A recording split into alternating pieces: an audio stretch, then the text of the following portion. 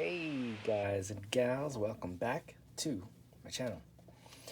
This is kind of like a follow-up to one of yesterday's videos. This is one of my Epidendrum orchids. If you saw any of yesterday's videos, this is the one that was in water culture that I transferred to water culture from leca or lava rock. I think this one was leca, and it wasn't doing well. It was kind of stalled. So in the water culture, started to get, let me move this closer so you can see, started to get some growth. I got some there, one there, and one over here. I also have some new aerial roots starting. Two there, and these are the older roots.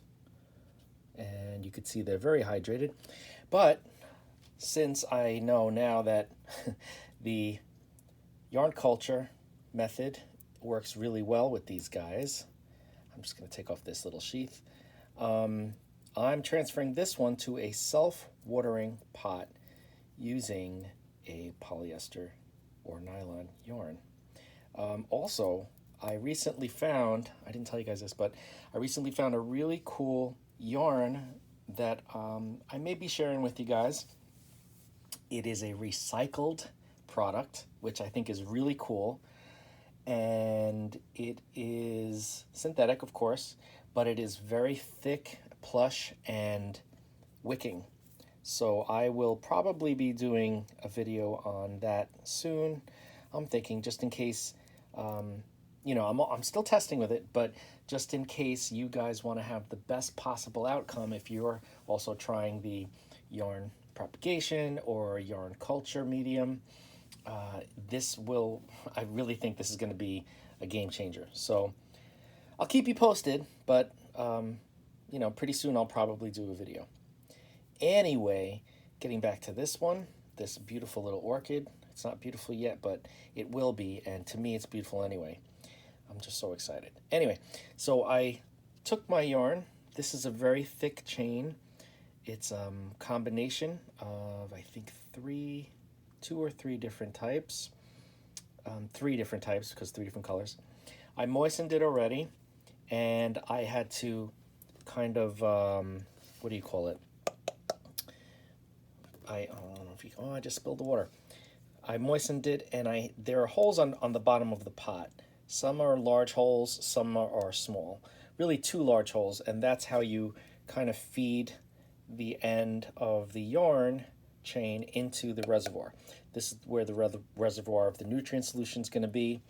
So, and this, you could either fill it up by here or fill it by watering the top. I tend to like watering the top because it just makes sure that the top of the yarn is hydrated and moist, because that's important. So yes, I did that. I prepared my pot. This is my favorite little pot. I have a whole bunch of these. I ordered these in bulk. And now, oh, and before I put the orchid in, I have my water with MaxiGrow nutrient solution, very mild, especially because I'm transplanting. I don't want to shock the plant. Very mild, but and diluted, but it's going to be, you know, what I water this with as soon as I put it in. So what I'm gonna do is I have to take most of this out of the pot in order to situate the orchid in nicely. So I want to make sure that all of these roots and this stem are underneath or are planted within the yarn. And I may keep this aerial out, and I wouldn't be surprised if it turned around and tried to get back into the yarn, but we'll see what happens. It's not that important if this one gets submerged or not. But these guys I definitely want. These are used to being damp or moist or actually in water culture, so I don't want these guys to dry out, these two at the bottom. So let me start by making some room in here by taking out a lot, not all, but a lot of this yarn. I want to make sure you guys can see what I'm doing. I don't want my hand to be in the way. All right, so that looks pretty good. I know these roots are going to grow down into the medium, so I'm not really too concerned that it goes all the way down, but I am going to have to coil this one a little bit so that it fits, but I don't want it to break. The good thing about it is that this is so damp the root is very, very moist. Let me move this closer to you guys. The root is very, very moist because it's been in water culture. So it's very flexible and pliable. Now I'm just going to tuck it in like a little baby going to sleep. This I'm going to put underneath that aerial root just because I want to keep it used to, I want to keep it exposed to what it's used to. And this one is used to being in the air while the other two roots are used to being submerged. Okay, so see how easy this is? So easy. So this one is good to go. Pack it in just a little bit. And because this yarn was damp, you could see that there's a little bit of water. It just kind of drained down the yarn into the reservoir. But now I'm going to use my handy dandy little formula here with the Maxi Grow. And I'm just going to water the yarn. You see how it absorbs it really quickly? It's like a sponge. See, this is why I have a towel on my workspace, because I spill water all the time. Okay, there's still some room. Obviously, the higher you fill your reservoir, the less often you have to water the plant. So I'm gonna fill it up. Oh, wait a minute, it's still going. So I may actually just leave it like that. Can you see? Can you see? Yeah, okay. So this is good enough. I hope you can see, guys. Can you see that? It's almost up to the lip of that reservoir. So that's good enough. I noticed that this aerial root, since it's touching the yarn, it got hydrated and started to turn a little bit green, which is fine. And this radican orchid, this epidendrum, is an orange. So it's a beautiful, beautiful cluster of orange blossoms, orange flowers. And the lip is like a bright yellow. And it has like, it almost looks like a bird flying. So cool. I'm very excited. Can't wait for this to bloom.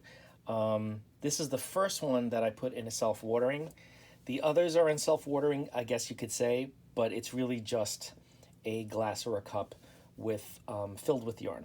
This one actually has a little reservoir with the yarn reaching down into it, so it's constantly hydrating itself, and I'm very excited. I can't wait, especially because I've seen how well this does in this medium.